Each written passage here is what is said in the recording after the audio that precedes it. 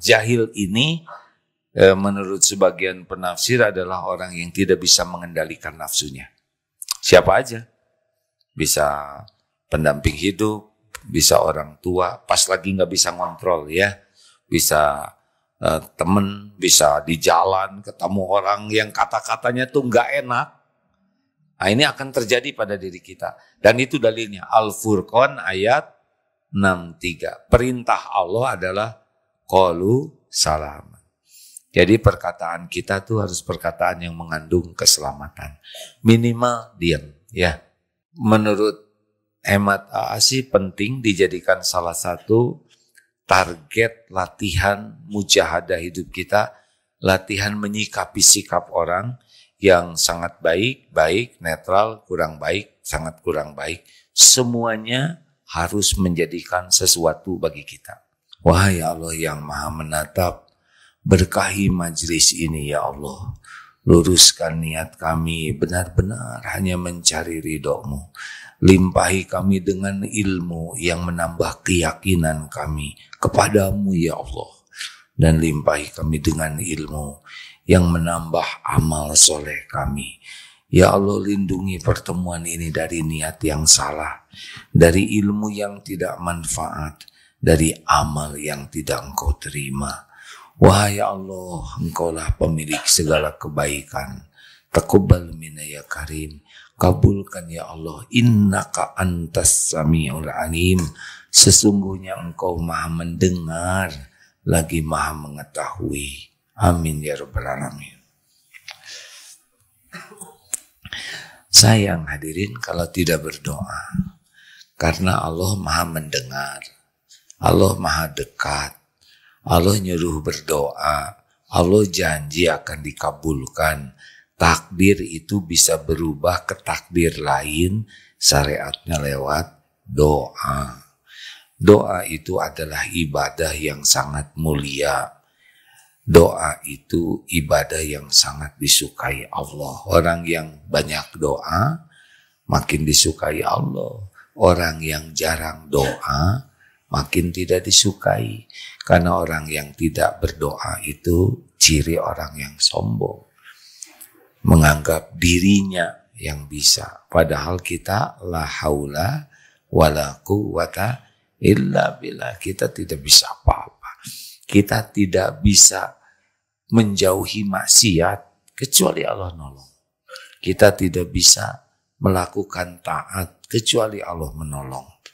Kita tidak bisa mendapatkan apapun yang terbaik kecuali Allah nolong. Dan salah satu di antaranya adalah doa. Jadi hati-hati yang jarang doa, yang doanya basa-basi, itu ciri kurang iman. Kita membutuhkan pertolongan Allah setiap saat. Termasuk bicara. Maka harus doa bagaimana? Rabbi shrahli sadri wa yassirli amri wahlul 'uqdatam min lisani yafqahu qawli. Alhamdulillah. Baik rekan-rekan sekalian. Ada masalah, Pip?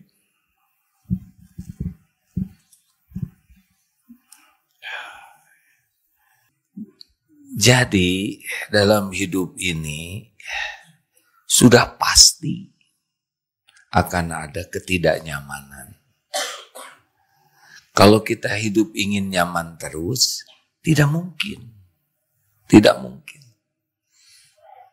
Dalilnya apa? Al-Anbiya ayat 35. A'udzubillahi minasyaitonirrajim.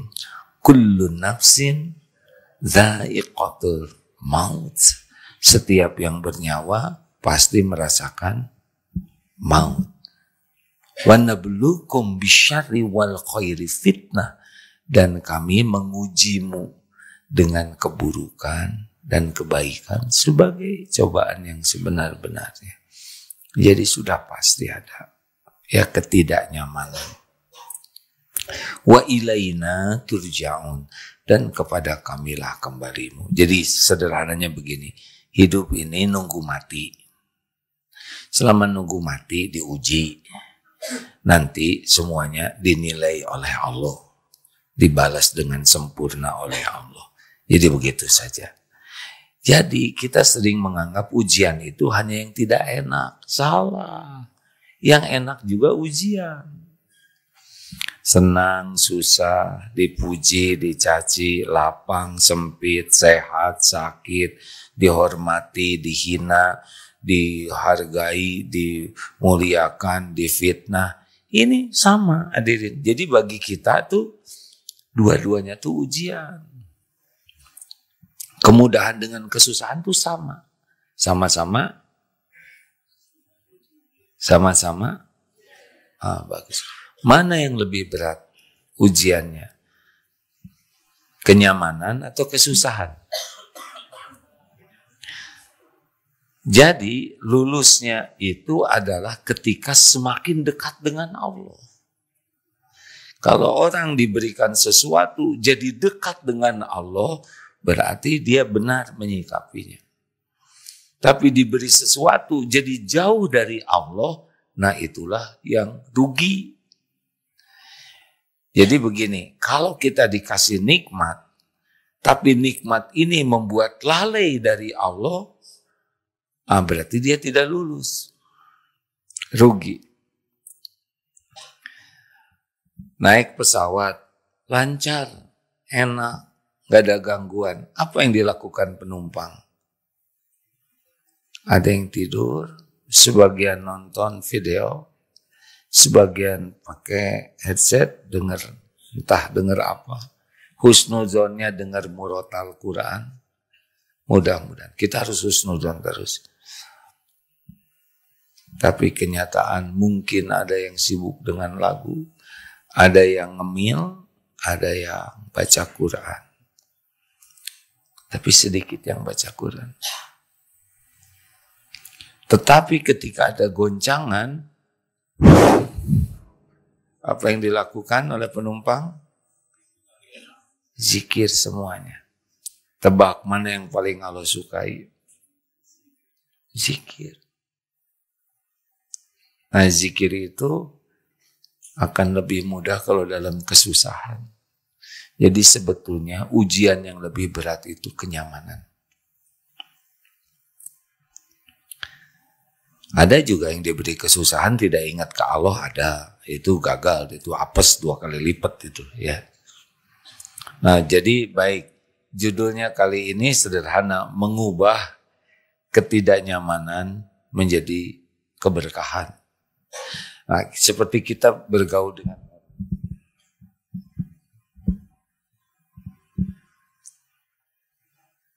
ini isyarat, maksudnya tisu kok nggak ada, tapi kan tidak boleh nyuruh.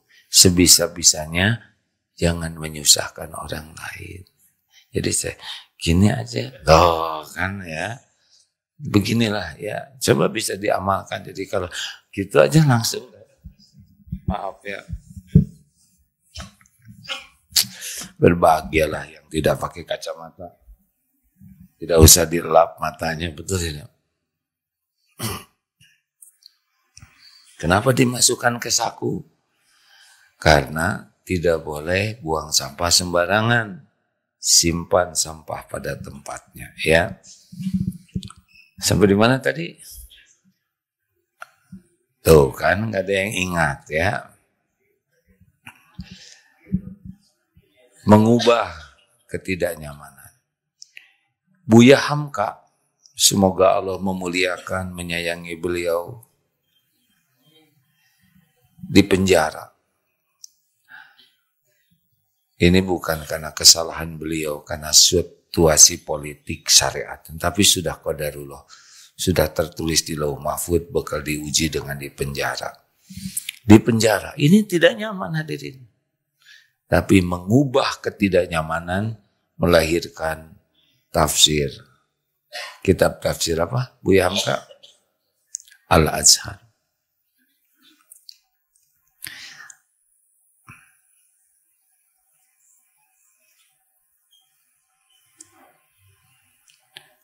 Saya lupa memberitahu. Saya dinasihatin guru saya kalau ada yang ngobrol, harus diam.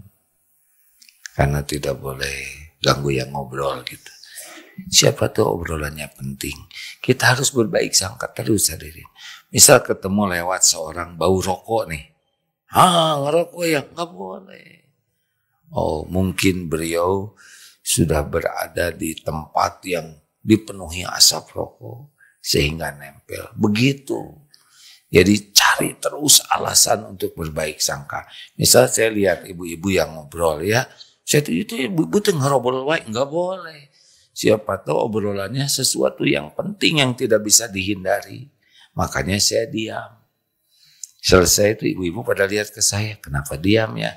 Nah, jadi tidak ada yang sakit hati. Betul tidak? Halo? Mengubah ketidaknyamanan menjadi sesuatu yang membawa kebaikan. Nah, Buya Hamka di penjara. Beliau menghasilkan karya. Ada juga seorang ya di Indonesia ini. Ibu-ibu, saya tidak menyebut nama tanpa mengurangi rasa hormat ya. Beliau ditangkap dan di pengadilan ngaku salah. Di penjara. Di penjara menghafal Quran. Mempelajari agama. Padahal beliau mu'alaf. Keluar dari penjara. Qurannya sudah banyak hafalannya. Bahkan keluar dari penjara malah diundang ke sana sini. Dimintai nasihatnya, ilmunya. Berapa banyak yang di penjara. Berapa banyak yang mengubah situasi itu menjadi hal yang positif. Kenapa ibu-ibu belum hafal Quran? Karena belum, gak boleh, nah, istighfar. Siapa yang nyebut belum di penjara? Cukup satu patah kata bisa diijabah loh Bu. Istighfar. Yang istighfar katanya. Yang mancing-mancing. Ya astagfirullahaladzim. Benar saya mancing hadirin. Saya juga rada mengharapkan ada yang ngomong itu ya. Astagfirullah. Ibu belum hafal Quran. Bukan karena belum di penjara. Tapi belum menghafal. Sederhana. Makanya jangan mancing-mancing dong. Ya saya salah ya. Puas begitu kan. Begitulah hadirin, biasanya kalau kita salah tuh suka ada yang dicari kambing hitam, ya. Lanjut. Nah, kita akan menghadapi ketidaknyamanan dimanapun, kapanpun. Sebetulnya ya kenyamanan itu membuat kita stuck ya. Banyak orang yang tidak berkembang karena suasananya nyaman. Artinya dia tidak bersyukur. Bahaya. Hidup nyaman, terus itu bahaya. Bisa membuat bebal. Tahu bebal? Ya, biasa makan enak, dilayani. Gila dan suatu saat yang melayaninya kurang. Kenapa kayak gini? Kok makanannya nggak enak? Coba biasa yang makanannya kurang enak. Dikasih enak sedikit aja. Syukur. Ada orang dikasih uang 10.000 saja syukur. Aduh, no. Ketika ada yang membagikan makanan, sudah habis tuh antriannya. Makanannya sudah hampir habis, antrian masih ada. Yang tersisa hanya tinggal nasi dan kuahnya. Pak, maaf. Aduh, enggak apa-apa, Bu. Saya ketemu nasi juga sudah alhamdulillah. Hanya nasi dengan kuah. Semua yang di sana nangis. Berapa banyak makanan enak di rumah, segala ada, dan tetap tidak bersyukur. Benar?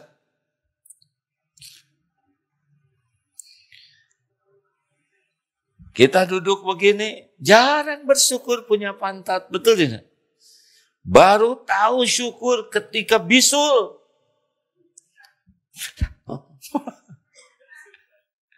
Dan bisul sembuh. Masya Allah.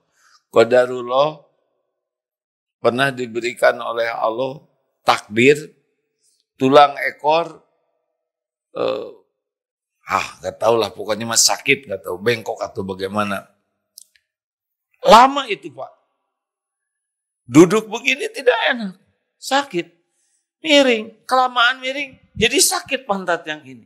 Tidur miring, telentang tidak bisa. Naik pesawat, kelas bisnis, bayar mahal, duduknya begini. Sakit tulang ekor.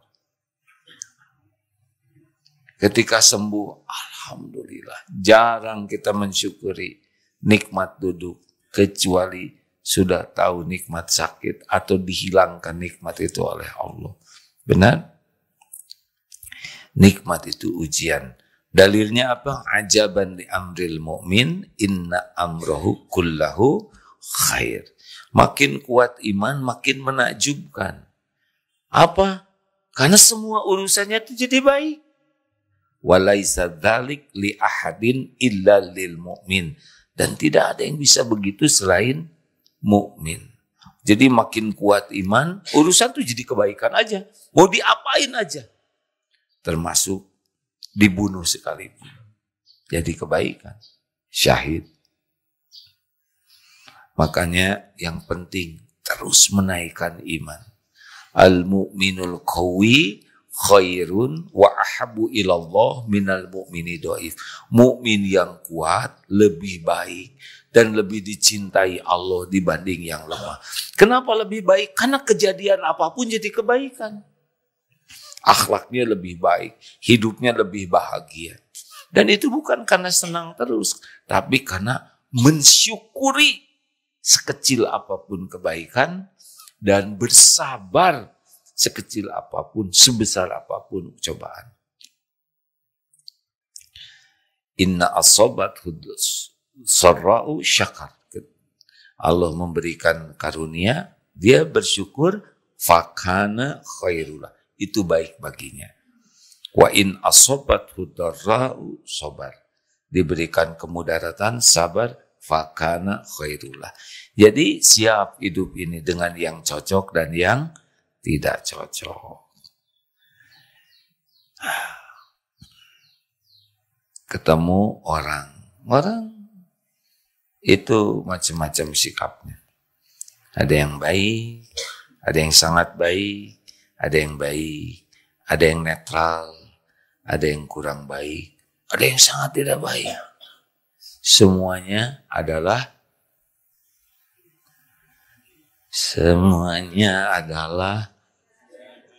orang yang ujian. Semuanya ujian. Semuanya ujian. Apa kalau ketemu orang baik itu hanya nikmat? Belum. Itu misal ketemu dengan orang baik. Orang baik itu cirinya apa? Anyam. Apa? Aman dan nyaman. Ngarang hadirin. Aman, kita merasa aman, ketemu orang itu, kemudian merasa nyaman. Kenapa aman? Karena orang baik itu nggak akan ganggu orang lain. Kenapa nyaman? Karena hatinya nyaman. Jadi memilih kata-katanya tuh nyaman didengar. Tulisannya nyaman dibaca. Sikapnya nyaman diperhatikan. Kok ada orang yang tidak mau ketemu orang baik? Nah, karena dia frekuensinya jelek. Ya, biasanya orang yang sangat tidak baik tidak suka ketemu dengan yang baik. Karena energinya beda. Ya, lanjut. Jadi kita harus siap, ada juga yang tidak menyenangkan. Ya, ada orang yang baik. Kalau yang sedang ada baik biasa, ada yang netral aja ke kita, baik enggak, jelek enggak, ada tuh. Ada juga yang enggak nyaman ke kitanya. Ada juga yang betul-betul, dan semuanya adalah ujian, semuanya ladang ilmu, semuanya ladang amal soleh. Begitu, kalau kita ketemu orang baik, hati kita langsung berpikir, Allah mempertemukan saya dengan beliau. Pasti ada pelajaran. Orangnya tenang, tidak gerasa gerusu, tidak emosional. Kalau dikasih tahu menyimak dan berterima kasih. Ini ilmu dari Allah. Saya harus senyum. Kan ada orang yang ketemu tuh senyum. Rasulullah senyum. Para sahabat juga senyum. Kita sama-sama dikasih bibir, tapi ada yang ngaplek misalkan, ada ya, ada yang senyum. Nah, kalau ketemu orang senyum kita merasakan enak, tinggal dipelajari. Ini Allah mempertemukan kita dengan orang yang ramah, wajahnya cerah, tutur katanya enak. Kebetulan bukan? Bukan, itu Allah yang ngatur. Tidak ada kebetulan dalam hidup ini. Tidak ada yang bisa terjadi tanpa izin Allah. Kita berjumpa dengan orang baik, Allah yang ngatur. Allah mengajari kita untuk bisa melihat, merasakan bagaimana enaknya orang baik. Untuk apa? Agar kita bisa jadi orang baik. Bukan hanya untuk diceritakan, tapi ditiru.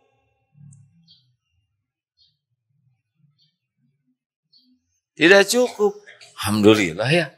Si ibu itu mah orangnya dermawan banget. Saya pengen ketemu si ibu itu lagi. Bukan begitu. Kalau ketemu orang dermawan, saya ingin jadi dermawan. Qadarullah, suatu saat makan di sebuah restoran. Pas mau bayar, tiba-tiba kasirnya itu mengatakan, maaf Pak, sudah ada yang bayarkan. Siapa? Tuh orangnya sudah pergi mobilnya tuh. Alhamdulillah, ini kebetulan bukan? Bukan, apa? Itu Allah ngajarin kita supaya kita jangan sungkan bayarin orang dan tidak harus kita nungguin orang berterima kasih. Orang itu pergi saja begitu Pak. Masya Allah. Pertanyaannya, seberapa banyak kita niru kebaikan orang itu? Tapi saya tidak tahu orangnya, tapi kita sudah tahu akhlaknya. Apa yang kita lakukan? Mendoakan. Apa yang kita lakukan? Tiru. Begitulah kalau ketemu orang baik. Bukan hanya untuk diceritakan. Bukan hanya untuk senang. Wah, nanti saya kesini lagi di restoran ini. Mudah-mudahan datang lagi dia makin ngaco hadirin. Kita yang harus meniru kebaikannya. Jelas? Jadi tiap ketemu orang itu sebetulnya ilmu. Cara Allah mendidik kita. Gimana kalau ketemu dengan orang yang enggak enak? Sama ini juga terjadi dengan izin Allah. Nah, yang membuat kita enggak bisa berubah itu kita tidak lihat, tidak merasa ini Allah yang ngatur. Seperti ibu-ibu yang baik hati ini dari Cianjur ke sini. Ini udah takdir, Bu. Ya, ini ketentuan Allah yang sudah Allah tetapkan, Allah izinkan terjadi sekarang kan? Nah, tinggal di sini dapat pelajaran apa? Misalkan, oh ini bersih, oh ini rapi misal ya. Oh ini pelajaran nih dari Allah, saya harus niru. Nanti ada juga mungkin suasana yang kurang enak, yang kurang pas. Ini juga sama. Ladang ilmu, ladang evaluasi diri, ladang amal. Karena ada dalilnya, bedanya begini. Kalau yang datang itu kebaikan, ma asobaka min hasanatin faminallah. Kalau yang datang, ini 179 Ustadz Punten. Kalau yang datang itu baik, udah untuk Allah semuanya. Semuanya juga yang jelek juga izin Allah. Tapi beda rumus ya. Kalau yang datang baik, ini mutlak dari Allah, orang jadi jalan. Tapi kalau yang datang yang enggak enak, ini izin Allah, tapi diundang oleh keburukan kita. Jelas? Ini adabnya melihat takdir tuh begitu. Jadi kalau ada yang tidak enak, ada yang gak bagus, gak cocok dengan harapan, ini izin Allah. Ma asoba min musibatin illa biiznillah. Tapi kenapa kebagian ini wa ma asobakum min musibatin fabima kasabat aidikum. Ani 179 dulu Ustaz, maaf silakan. A'udzu billahi minasy syaithanir rajim. Bismillahirrahmanirrahim. ما أصابك من حسنة فمن الله وما أصابك من سيئة فمن نفسك وأرسلناك للناس رسولا وكفى بالله شهيدا.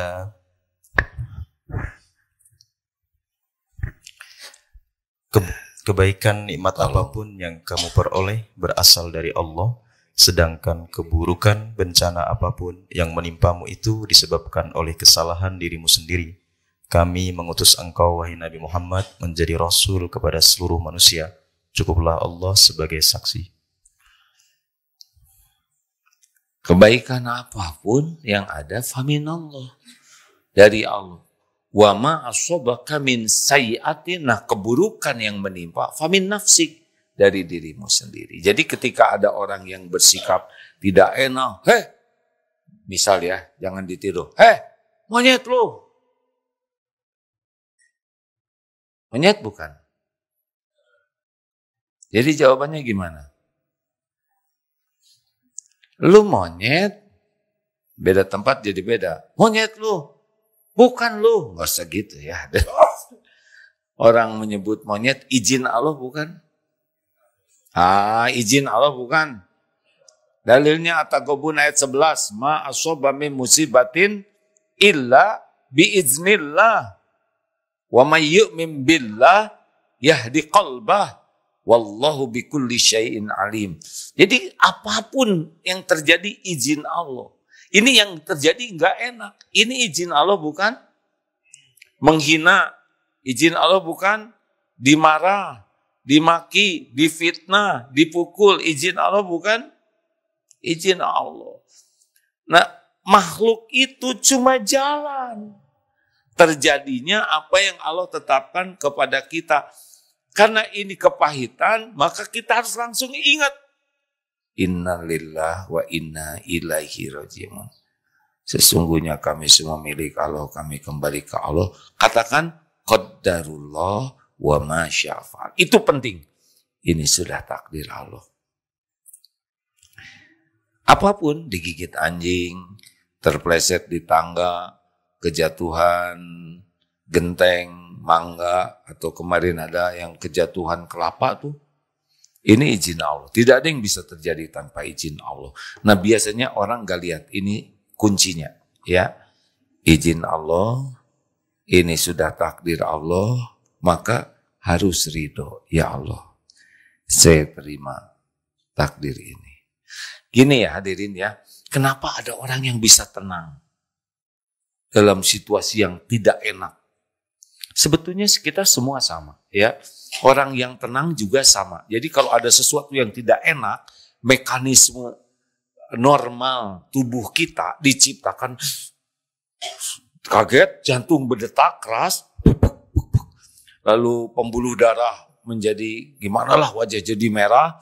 Kita memiliki namanya adrenalin. Nah, orang yang tidak tenang itu adalah yang ketika adrenalinnya meningkat karena suatu tekanan bentuk apapun, dia bereaksi. Nah, ini tidak ada delaynya, jedanya. Jadi ini yang membedakan orang tenang dan tidak tenang tuh Pak.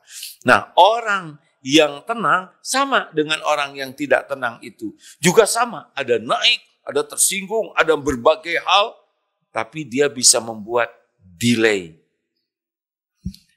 Delaynya pakai apa? Pakai zikir. Zikirnya adalah tafakur tadi. Ini takdir Allah. Nah itu mendelaykan. Makanya disebut alladzina idza asobathum musibah qalu inna lillahi wa inna ilaihi rajiun. Jadi orang sabar itu adalah yang ketika ditimpa musibah dia langsung ingat ke Allah. Ini mendelaykan. Orang kalau ada apa-apa enggak ingat Allah. Jadi reaksinya langsung ke makhluk. Betul? Betul tidak? Monyet apa nyun misalkan ya. Nyun tuh manyun.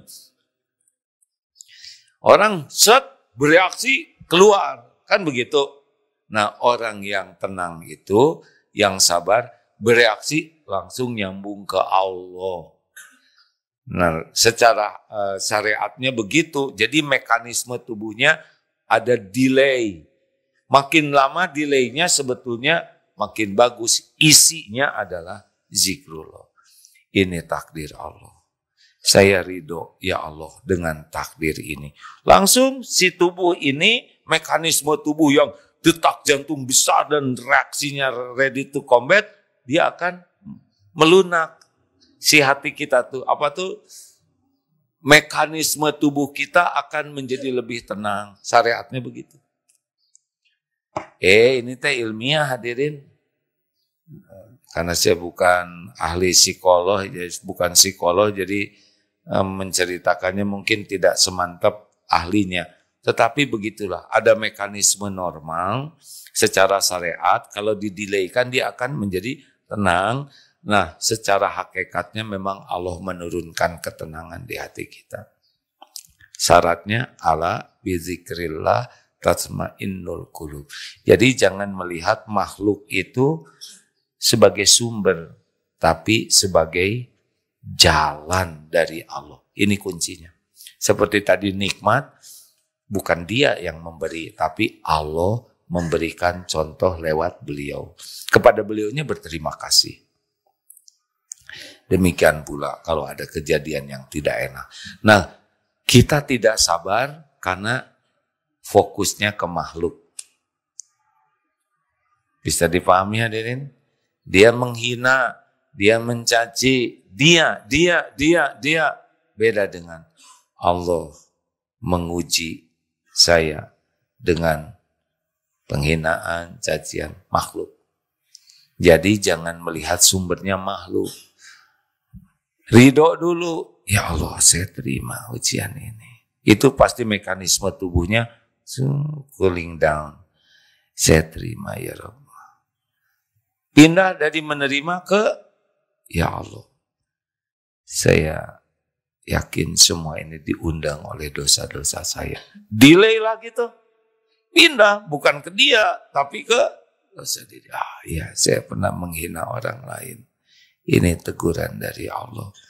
Saya pernah berkata buruk kepada orang. Ini sekarang kembali ke saya. Yang itu kemana? Bicara. Yang ini, itu beda nanti. Lebih tenang, lebih delay. Astagfirullahaladzim. Jadi jatuhnya kepada orang yang bersikap kurang baik, jadi marah atau jadi berterima kasih. Terima kasih. Ada tuh seorang ulama pemilik kebun. Saya dapat cerita ini. Zaman dulu, lalu datang ada askar dari yang nggak tahu ini pemiliknya dan kakek, minta kurmanya. Oh, harus izin sama pemiliknya. Kamu ini minta. Ya bagusnya. Lalu pergi. Lalu ada yang ngasih tahu. Kamu tahu nggak siapa yang dipukul? Itu Syekh. Astagfirullah. Langsung datang Syekh, maafkan. Sebetulnya ketika pukulan mendatang ke sini, saat itu pun saya sudah berpikir, inilah wajah yang layak mendapatkan teguran dari Allah. Berapa banyak ujub dengan wajah ini. Jadi ketika lepas itu dari ini, langsung merasa, ya Allah, inilah penggugur dosa saya. Gitu. Jadi kepada beliaunya itu tidak sebagai orang yang zolim, tapi sebagai jalan dirinya ditegur oleh Allah. Oh, akhirnya minta maaf. Tuh begitulah. Kan intinya kalau orang salah tuh supaya bisa sadar dan tobat, ya kan? Nah, dengan akhlak beliau bicara begitu, malah ngejungkel tobat. Ini bisa dipahami tidak, hadirin? Oh, kalau gitu dia nggak dinasehatin. Lah, ini udah tobat, ya. Tanpa harus tobat kamu kurang aja, no? Enggak banyak bicara. Tapi dengan akhlak beliau, ngejungkel lah. Askar itu tobat. Coba kalau kita kan, tabok lagi. Dia tobat enggak? Enggak, benyut kita ya enggak. Tidak harus seperti itu, hadirin, kondisional ya. Jangan sampai ditampar pipi kiri, dikasih pipi kanan. Tidak proporsional. Goalnya adalah cegah orang lain berbuat zalim. Nah, untuk makom beliau, akhlak beliau seperti itu bisa membuat orang berubah. Lalu apa yang harus dilakukan? Nah, jadi kalau ada situasi yang tidak enak, bawa ke taubat. Ya Allah, ini secara mekanisme tubuh akan mendelaykan ini, meredakan semua emosi. Nah, secara ruhiyah kita istighfar, itu adalah menurunkan ketenangan. Inilah yang akan melahirkan akhlak yang baik. Kita akan menyimak dengan tenang. Jawab dong. Ya, saya sedang menyimak dan berusaha memberikan jawaban yang paling baik. Kan ada yang serba salah. Kita ngejawab, mau jawab aja. Misalkan. Ya kan Pak, begitu Pak? Kok mengangguk sih Bapak? Dikit-dikit dijawab, dikit-dikit dijawab. Kalau diam, jawab dong. Nanti jawaban kita, ya saya juga mau menjawab, tapi saya sedang menyimak, merenungkan, supaya jawabannya nanti jawaban yang benar. Tapi kalau kitanya sudah masuk ke frekuensi tenang, maka jawaban kita tuh lebih bertenaga, lebih powerful nantinya. Tapi kalau kita emosi ngejawabnya, dangkal. Karena jawaban itu cuma permainan nafsu saja.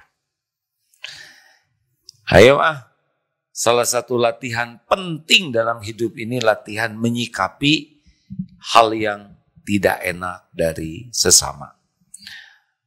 Al-Furqan ayat 63. Ya. Ini ayat yang menunjukkan salah satu latihan sangat penting dalam hidup tentang ibadur rahman. Silakan Ustaz. A'udzu billahi minasy syaithanir rajim. Bismillahirrahmanirrahim. وعباد الرحمن الذين يمشون على الأرض هونا وإذا خاطبهم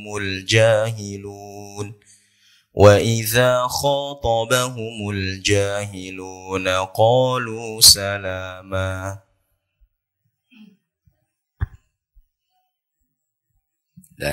Dan hamba-hamba Tuhan yang Maha Pengasih itu adalah yang berjalan di atas bumi dengan rendah hati, dan apabila orang-orang bodoh menyapa mereka dengan kata-kata yang menghina, mereka mengucapkan salam. Wa idza khatabahumul jahiluna, jahil ini menurut sebagian penafsir adalah orang yang tidak bisa mengendalikan nafsunya. Siapa aja? Bisa pendamping hidup, bisa orang tua, pas lagi nggak bisa ngontrol ya, bisa temen, bisa di jalan ketemu orang yang kata-katanya tuh nggak enak. Nah ini akan terjadi pada diri kita. Dan itu dalilnya Al-Furqan ayat 63. Perintah Allah adalah qalu salam. Jadi perkataan kita tuh harus perkataan yang mengandung keselamatan. Minimal diam ya. Begitu.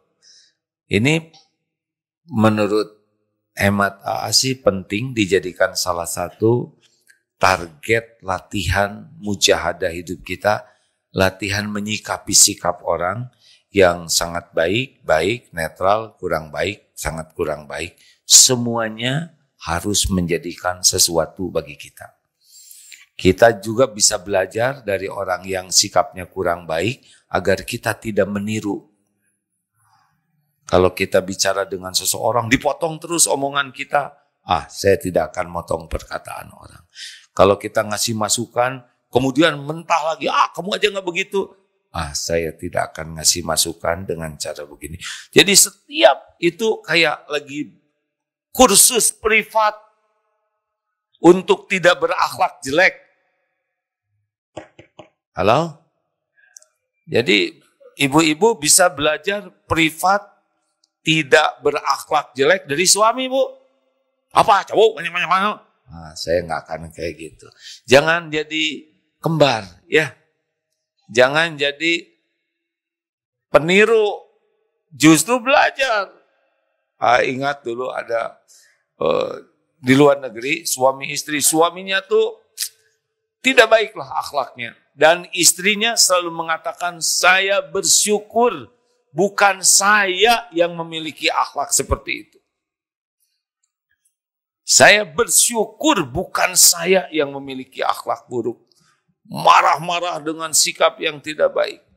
Tetapi pada saat yang sama, saya tahu kemarahan ini diundang oleh dosa saya.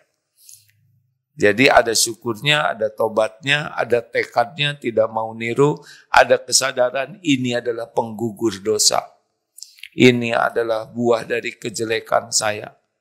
Nah jadi luar biasa ya, situasi yang sepahit apapun bisa berubah.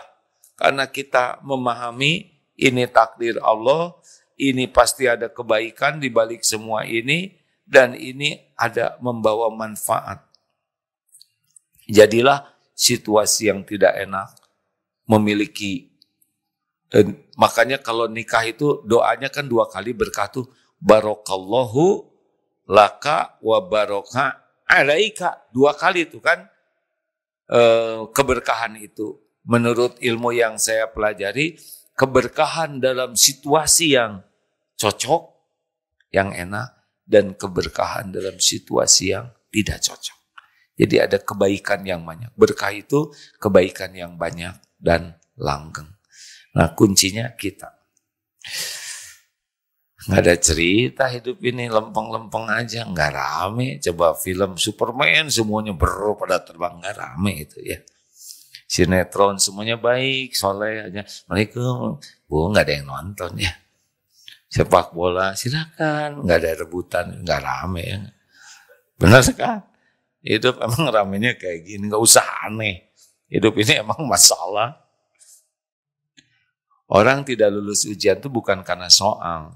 Orang tidak lulus ujian karena salah jawabannya. Jadi jangan mempersoalkan soal. Tapi bagaimana kita menyikapi persoalan.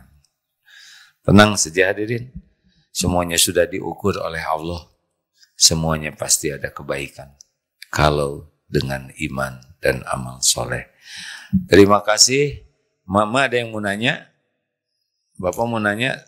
Kita punya 4 menit. Silakan Pak. Maaf. Bapak dulu ya, duluan nanya. Ini adik mau diwisuda hari ini. Besok? Alhamdulillah. Assalamualaikum warahmatullahi wabarakatuh. Assalamualaikum warahmatullahi wabarakatuh. Bagaimana untuk hati ini selalu istiqomah? Selalu istiqomah. Sementara di luar banyak virus. Di luar banyak virus. Yang selalu mendekati kita. Padahal kita sudah menghindar. Ada sudah menghindar, ya, tapi jadi, virusnya ada terus. Iya, bagaimana menurut AA? Pakai masker. Ya. Ya, begitu, makasih Pak. Iya Pak, di sini juga banyak virus Pak. Cuman daya tahan tubuh Bapak lagi bagus. Kan kita di mana-mana terpapar virus, tergantung imunitas. Nah kalau iman kita kuat Pak, insya Allah. Bagaimana iman supaya kuat?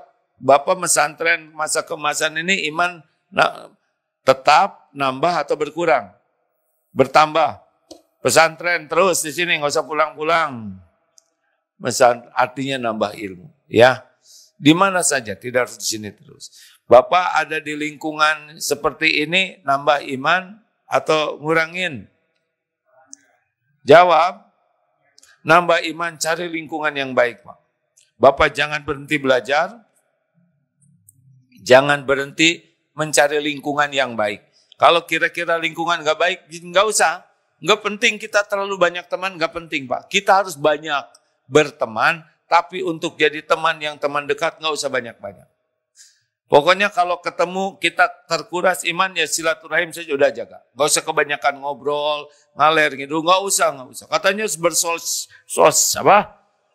Nah itu dia, ya, harus bersosialisasi, iya. Tapi jangan sampai rusak iman kita. Gak ada gunanya bersosialisasi hahaha, iman rusak. Misalkan Bapak reuni tiap minggu, bosen Pak, ya. Ya reuni itu kadang-kadang bagus, kadang-kadang jelek. Kalau akan mengubah, kelamaan reuni juga nggak bagus Pak. Karena kelakuannya jadi kayak zaman SD dulu, bahkan reuni dengan SD, jadi kemana-mana main bola, enggak boleh, kita udah tua ya Pak ya. Yang ketiga, Bapak di masjid ini kira-kira naik iman, turun iman Pak? Udah di masjidnya lebih banyak. Bapak teriak, iya Pak ini cas Pak, ini bunker kita, di sini paling aman. Saya tadi malam jam berapa gitu ke masjid, saya lihat ada beberapa di sana tuh, Bapak sholat, siapa ketut mana? Tut, kamu di sini semalaman ya? Ini, ya alhamdulillah, di kala masjid sepi, ketut sholat di sana baca Quran. Ya Allah, takdir Allah saya melihat gitu jadi iri. Berapa banyak kita yang waktu luangnya terus ke masjid. Charger Pak. Ini supercharger, ultra charger. Makin sering ke masjid, kecas. Enggak ada tempat di dunia ini yang paling banyak disebut nama Allah selain di masjid. Dan ini berefek. Apalagi Pak yang paling bisa menguatkan iman? Amalkan ilmu yang ada. Itu ngecas Pak. Jadi Bapak dapat ilmu, amalkan aja. Langsung itu Allah tuh suka. Ada satu lagi. Mujahadah mengendalikan nafsu. Itu paling karena rontoknya iman itu karena nafsu tidak terkendali. Bapak, kalau kenapa ya sholat saya kok susah khusyuk? Periksa aja matanya. Kalau mata udah kebanyakan lihat medsos, ya enggak, udah hakul yakin tahajudnya jelek tuh.